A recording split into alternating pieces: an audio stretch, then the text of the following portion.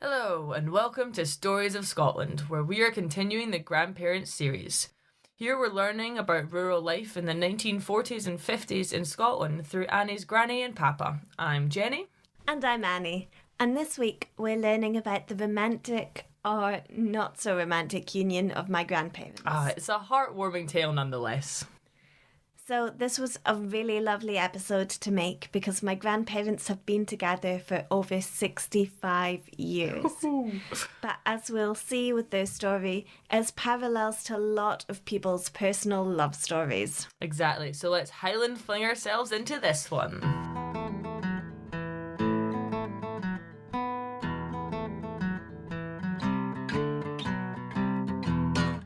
So can you tell me how you met my granny? Met her at a dance. Yeah? Do you remember what you were wearing or what she was wearing? I mind what your granny was. She had a blue frock on taffeta. What they call taffeta. It's like silk, but it's no silk. But it was at Thornhill we met. Yeah, I worked at Castle Douglas then. That's about 30 miles from Thornhill. But I used to go to the dance every Saturday night when I was home. Getting like I'd be home at Thornhill at the weekend, and I met your granny in the dance there, and I was playing with a yo-yo, and that's how we met. Again, folk would be dancing along, and I'd throw the yo-yo, and they would duck as you. But as I come in, you played with a yo-yo yourself. Aye. Again, like you would throw it out, and folk I knew, like they would duck out the road, but the yo-yo never reached them. So I done that to your mother. That's your granny. That's how I met her.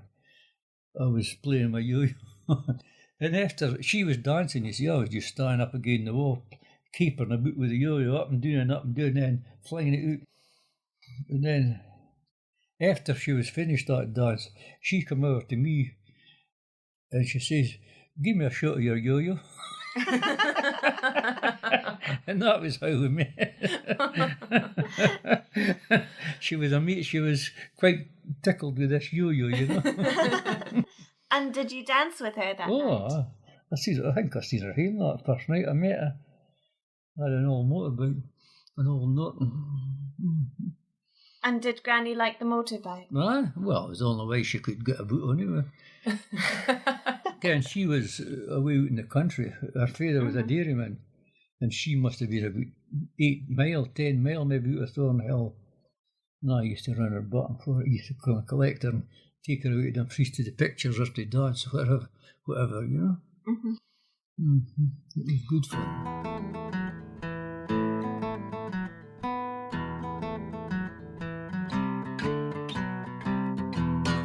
How did you meet my granddad? At a dance.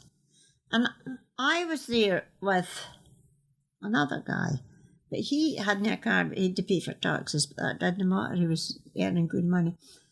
And then Dad was standing playing with a yo-yo. And I must have went round the hall or something, and I said, can I get a shot of that yo-yo later? And he says, yes. And then he says, I'll run you home on my motorbike. And I thought, nah, I'm no chance on that. I go home in a taxi. I thought, he probably hasn't got a motorbike. So the next day he phoned the farm where my dad stayed, and he says, have you got somebody there called Jean and up near there? And he went to, this is to my dad and the buyer, he says, there's an old man on the phone asking about your daughter. So then Jimmy came up with his motorbike, and then went with him ever since. Then we went all over the country in the motorbike, and I had my dress inside my trousers for the motorbike. You got to the place and you took off your trousers and left them in the motorbike, and off you went into the dance. So you fell for my papa because he had a yo-yo? And a motorbike. What about love? How do you know when you've met the right person? I think you just know. I don't know what it is. I mean, we probably shared the same things, like the countryside and go and walk for miles and that kind of thing. And if you share the same interests, that's half the way there. And as long as you liked eating the same food, No, I think Anne, it's all down to being happy, really.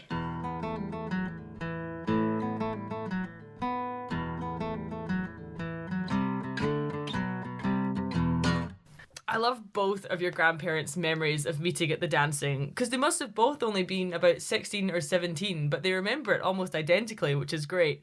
And the idea of your grandma being swept off her feet by a yo-yo, only to find out afterwards that your grandpa had a motorcycle. It's impressive. He was a man of many talents by the sounds of it. Yes, he must have been. And it kind of felt that once they knew, they just knew.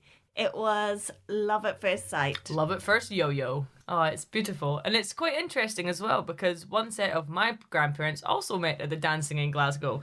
I gave my granddad a call a week or so ago and chatted to him about how he met my gran. Every Saturday night, him and the other young men that lived in the army barracks in Maryhill would put on their best shirts and their best dancing shoes and head out to one of the many dance halls in Glasgow at the time. And there were over 80 at its peak. Now, of all of these, the favourite of my granddad's was the St Aloysius dance hall on the south side. It was here that as he stood on one side of the hall with all the other young lads who were looking for partners, that he spotted a beautiful woman standing on the other side of the hall with all the other single women... Whipping? with all the other single women... Whipping? With all the other single women waiting to be asked if they wanted to dance. The singer of the 4-piece live swing band called for everyone to find a partner, and over he went and asked the classic, "Are you dancing?" To which she replied, "Aye, go on," and away they went. They danced all night, and at the end, he asked her to go to the pictures the next Wednesday. This was the natural path of courting to take. Dancing on the Saturday, pictures on the Wednesday. And my grandpa says his favourite movie to take girls to was Gone with the Wind. He took the young woman to the cinema, but unfortunately, the chemistry that was there at the dancing just wasn't there in front of the big screen. Oh no. And so they decided to part ways. Now, a few Saturdays later, him and his boys were back out looking for people to dance with and girls to go on dates with. And on this night, as he was waiting to dance, again, another beautiful woman immediately caught his attention from across the hall. He went over and asked her to dance, and away they went.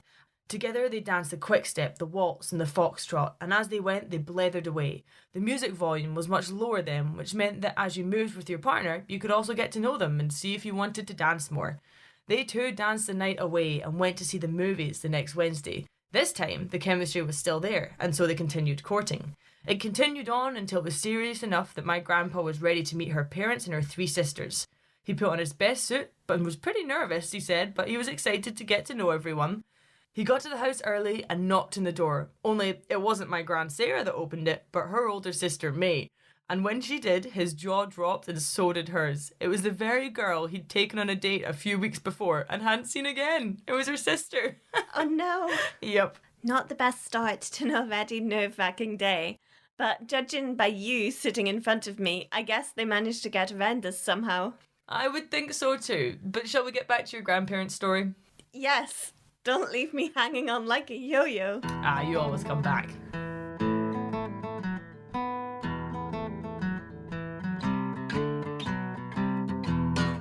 And how did you know that you wanted to marry her? Oh, that was a wee bit pressure on us then.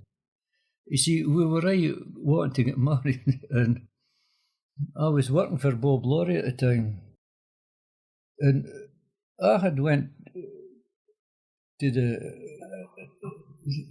call-up place for the soldier. Again, like you got serving your time, you could finish your time, but when you're 18-year-old, you to register at the office for the soldier. So some of the boys that I went with, they were all getting their call-up papers again.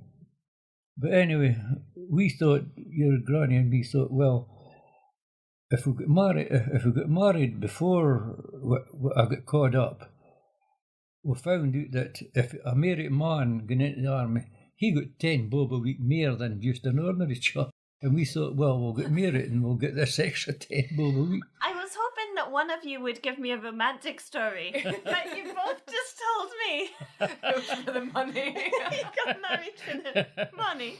So we thought, we'll just get married and that'll be that, because we were going to be getting married anyway.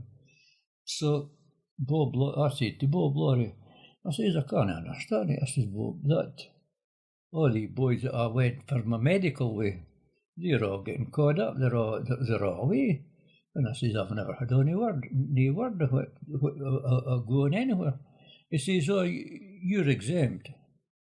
I says, what do you mean? He says, oh, well, I'll go to exempt. But he never tell me that. He says, you're exempt, you don't have to go to the army. So that was, I stuck with him then. If I left him, I'd have went to the army, you know what I mean? Mm-hmm. But before the time was up, I think if you were 26, they didn't take you to the army after that. Mm-hmm. So once I became 26, I parked in and started up my own.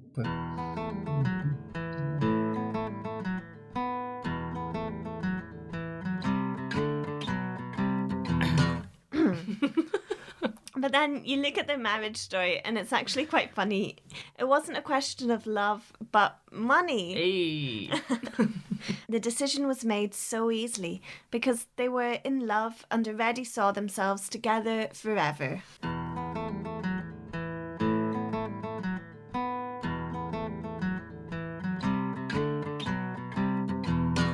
Okay, so conscription is a call-up to serve in the wartime period. So in the 20th century, the UK brought in military service for the First World War from 1916 to 1920. And then national service came in again for the Second World War from 1939 to 1960, with the last conscripted soldiers completing their service in 1963. So when conscription came in during the Second World War, there were actually protests from groups such as the Peace Pledge Union. In 1939, no one realised how long and enduring the Second World War would be, such as this young man, who wrote into the Wishaw Press down in Lanarkshire, saying, We are only to be trained to give us the chance of safeguarding that same freedom we cherish so dearly, if the need arises. We will have our trials. Things will not be altogether to our liking, but we are not so selfish and self-centred that we cannot accept just discipline. Youth, on the whole, is impetus. A little discipline will no hurt us. If we accept conscription in the proper light, and most of us do, then more good than harm will result. Our outlook will be broadened rather than narrowed. It will make men of us. After all, 6 months is not a lifetime. It is but one short sentence in the book of a young man's life.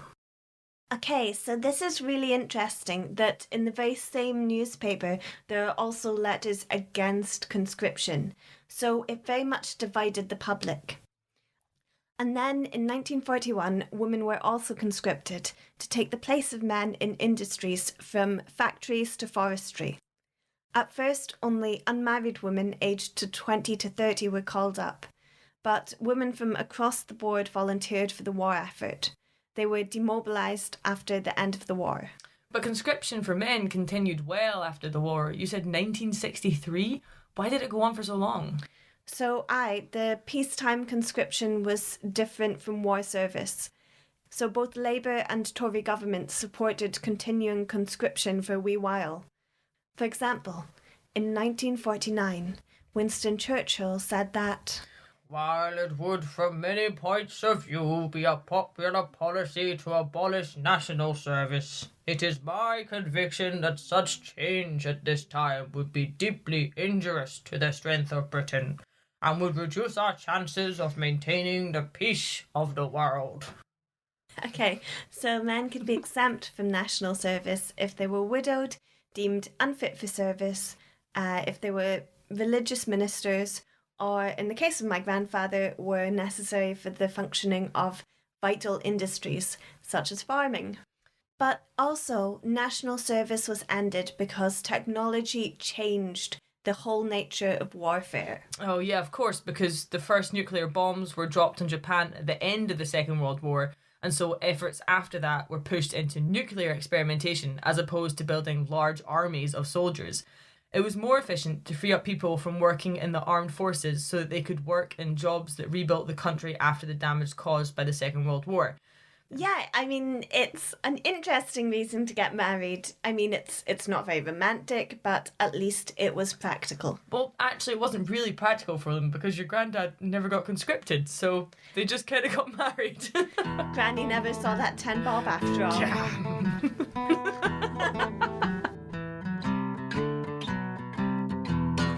How many turnips have you pulled in your days, Granny? A lot. Why do you think my shoulders is gone? But you know, we used to love it. You know, actually, we used to love it. And then in the spring, we'd hoe turnips at the farm, and we'd get about £200 or something. So, with 2 weeks' holiday, so we did that the first week, and then the second week, we went to in Scotland. Just, you know, How old would you have been then? about 23. Can you tell me how many turnips you've pulled in your life? In my life. So turnip must have been thousands. I never could. But he got paid half a croon 100 years. He showed 100 jars of turnips. And he got paid half a croon 100 yards. So it's a fair distance, that. How much is 100 yards in metres? 100 yards roughly is 100 steps. Okay. I mean, if you take a long step, that's usually about a yard. Yeah. But he used to go up, when you're doing turnip showing, he got into the field and he took two rows at a time.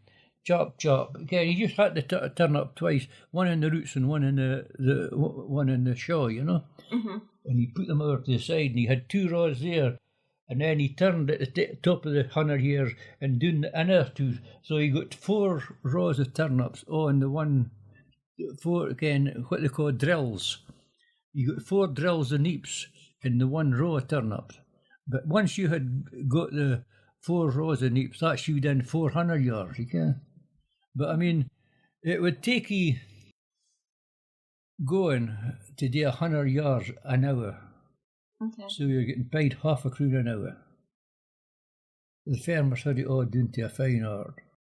You see, they paid you half a croon an hour for working at the hay or working at the harvest. Mm-hmm. But they didn't pay you half a croon an hour for working at the turnips. They paid you half a croon a hundred. Mm-hmm. So you had to work to make your half croon. You get what I mean? I mean, you could attain longer than an hour to do 100 yards. But you wouldn't have got paid. Was it hard work? The showing the turnips was hard. Your granny didn't like it. She was searing her back. But she could hoe them. She could hoe them quicker than I could. That's cleaning them, thinning them out when they're growing, when they're young. But we used to get half a croon 100 years for hoeing them too. Mm-hmm.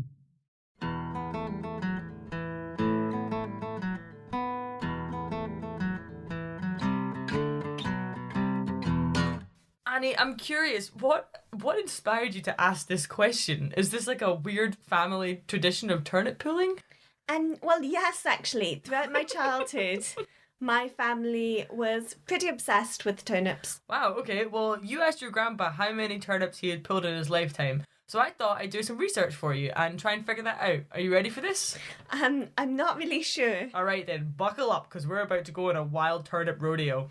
Now, he states that they would get half a crown per 100 yards of turnip pulling. Now, half a crown is 2 shillings and 6pence, and a shilling was a 20th of a pound. And at that point, a pound was 240p. So a shilling was 12p. So 2 shillings is 24p, plus 6pence is 30p. So that's 30p per 100 yards of turnips. Now, the average weekly salary in 1953 was £9. So to make this, your granddad would have had to have pulled 7,200 yards of turnips per week. Wait, what? Yeah, now stay with me. Turnips are growing about 15 centimetres apart, and there's 91.44 centimetres in a yard. So that's about 6 turnips per yard. So, to make your average wage, your grandpa would have had to have pulled 43,200 turnips a week. I think he might have just pulled less turnips and been more thrifty, but also, I'm not sure if I trust your maverick maths at all. And I don't think Papa would have been earning so much at the turnip. Hold your horses, Addy. I'm not done, alright? Now, let's say he's working 8 hours a day for 6 days a week. That's 4 to 8 hours a week. To hit his turnip targets, he'd have had to have pulled at a pace of 900 turnips per hour, which is about 15 TPN, that's turnips per minute, which is about 4 seconds per turnip. That's some real turnip power. Jenny, this is just ridiculous.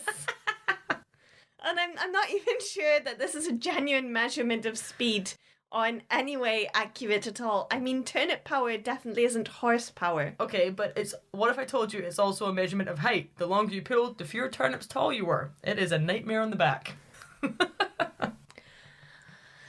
But anyway, no matter how many neeps my granny and papa pulled, it would have still been incredibly hard work. Oh yeah, for sure. I used to play hockey and they play on a 100-yard pitch and we'd have to run fitness tests up and down these pitches and I was consistently the slowest and least fit player. So believe me when I say this, and this alone, Annie, I know just how long 100 yards can be. And how long is that? 91.44 meters. Indeed. I can't even imagine 100 yards of turnips. Forget CrossFit games. This is like CroftFit games. I call this one the quad harvester, the neep masher. It just sounds like you're naming tractors now, Jenny. Haggis, neeps, and bad backies. Oh, please stop. I can't do this anymore. Okay. So, pulling neeps was made even harder if the soil was wet, as this made it heavier and stickier. And this is Scotland, so conditions were often suboptimal. It meant that Scotland led the way in the development of mechanical turnip harvesting. Yeah, we did. By the mid-1950s, 2 new harvesters were shown in the Highland Games to great excitement and celebration. And then from then on, it became less and less common for manual turnip pulling to take place. Ah, so your grandparents were the last of the tough turnip tuggers. That they were.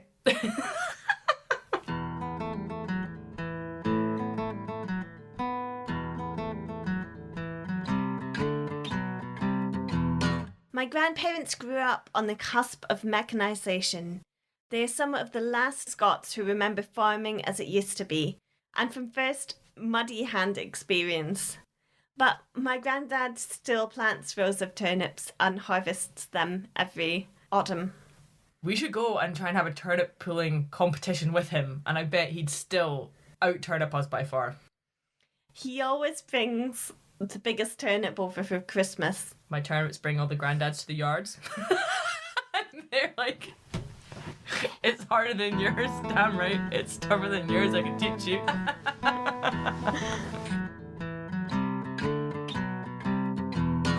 So it was probably one of the least romantic love stories I've ever heard. Ah, none of that. It had all the makings of a beautiful love story. The yo-yo, the exhilarating motorbike rides, the turnips, and don't forget the meeting at the dancing as well. That was a pillar of Scottish society at the time. You're right. I think the only unromantic part was the conscription proposal of convenience. But by that point, they must have known that it would work. 65 years and still going strong. It's so interesting to me to look back and compare the dating scene back then and how your grandparents grew up to how we do it now. While they were catching eyes across the dance floor, we just click across the internet. It's a wee bit of a shame, but if you look at the basics, it's pretty much the same, just a bit more soulless. It is. I guess when they had a dance floor between them, we have a screen.